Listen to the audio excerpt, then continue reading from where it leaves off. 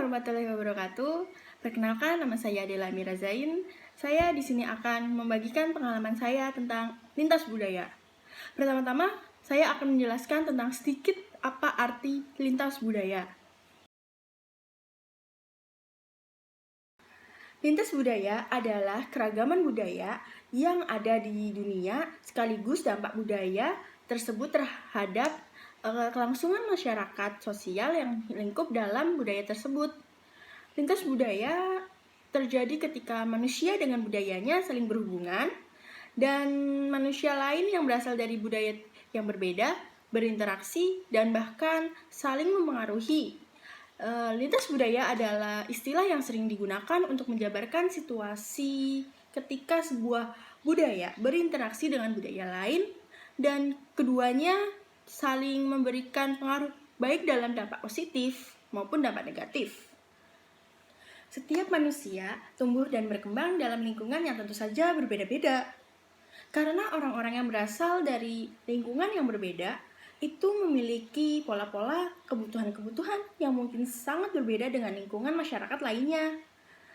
Demikian itu yang menjadikan pemahaman tentang lintas budaya sangat penting untuk bekal kita jika kita hidup di negeri orang.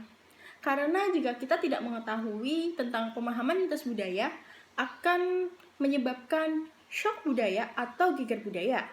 Dengan kita memahami tentang lintas budaya ini, kita dapat mengurangi dampaknya shock budaya atau geger budaya tersebut.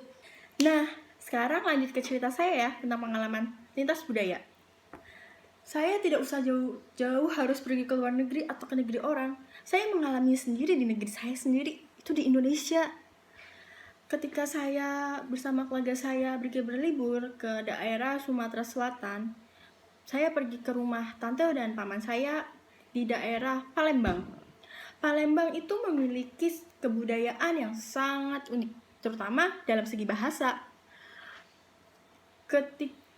Contohnya itu ketika adik sepupu saya berbicara kepada saya, "Ayo, Amin kau gak beli siomay, kan mungkin aku sih kok ye." Situ saya berpikir, itu artinya apa? Apa itu artinya? Siomay kenapa? Dan langsung dong saya tanya ke tante saya, ini artinya apa? Lalu tante saya berkata, "Kak, kalau kamu nanti mau beli siomay, belikan juga aku 1 bungkus."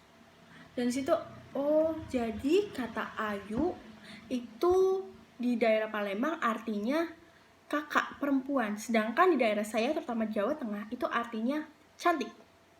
Dan untuk kosakata kedua itu ada baso, yang artinya kalau di Palembang cuci. Kalau di daerah saya baso itu makanan yang terbuat dari daging giling yang kebetulan itu adalah makanan favorit saya. Ya, itu dalam segi bahasanya. Orang Palembang juga memiliki logat bicara yang keras atau lebih tepat itu intonasinya agak lebih tinggi ya. Bahkan ketika saya pertama kali datang di situ, saya diajak bicara oleh tante saya. Kayak saya berpikir, kok saya dimarah-marahin? Kenapa? Kan saya baru datang. Dan saya langsung tanya ke ibu saya, dan ternyata kata ibu saya kalau orang Palembang itu memiliki logat bicara yang lebih keras, tapi itu artinya tidak sedang memarahi. Dan situ saya berpikir, oh saya memiliki pengalaman baru nih, pengetahuan baru. Wah, sangat unik sekali kan daerah Palembang.